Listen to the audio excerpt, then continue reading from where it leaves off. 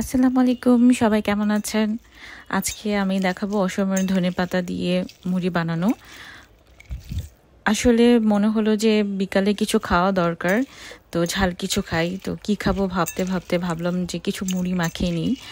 So মুড়ি মাখানোর জন্য যেটা করেছি আমি বরাবরের মতো সবাই যা করি আমরা সেটাই করেছি। সেটা হচ্ছে কাঁচামরিচ, লবণ, পেঁয়াজ, তারপর সরিষার তেল, এগুলো নিয়ে নিয়েছি। সাথে নিয়েছি প্রিজার্ভ করা ধনেপাতা। এখানে একটু বলে রাখি, ধনেপাতাটা অ্যাকচুয়ালি আমাদের নিজস্ব ক্ষেত থেকে আনা। এটা যেহেতু কীটনাশক ব্যবহার করা ছিল না, তাই আমি কিছু প্রিজার্ভ করে রেখেছি যাতে অসময়েও আমরা এটা ব্যবহার করতে পারি। আর সাথে নিয়েছি কিছু ছোলা সিদ্ধ, যেটা আমি হালকা লবণ দিয়ে সিদ্ধ করে নিয়েছিলাম, এবং কিছু বেগুনি বানিয়ে নিয়েছি। এটা তো শুধুমাত্র আমরা রোজার সময় খেয়ে থাকি সাধারণত। তো এখন নিয়েছি যাতে মুড়ি মাখানোটা একটু ভালো হয়, খেতে টেস্টি হয়, একটু স্বাস্থ্যকর হয়, সে কারণে।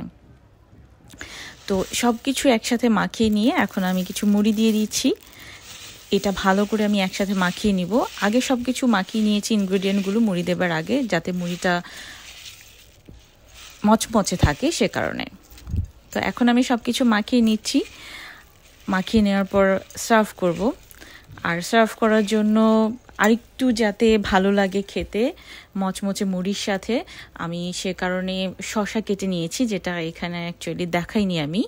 এটা সার্ভ করার জন্য আমি সাথে দিয়ে দিব, যাতে খেতে ভালো লাগে। মচমচে মুড়ির সাথে কিন্তু মচমচে শসাটাও খেতে খুবই ভালো লাগে। আমার কাছে আসলে ভালো লাগে। এখন আপনাদের কাছে কেমন লাগে জানাতে পারেন। সো ভালো থাকবেন। Thank you.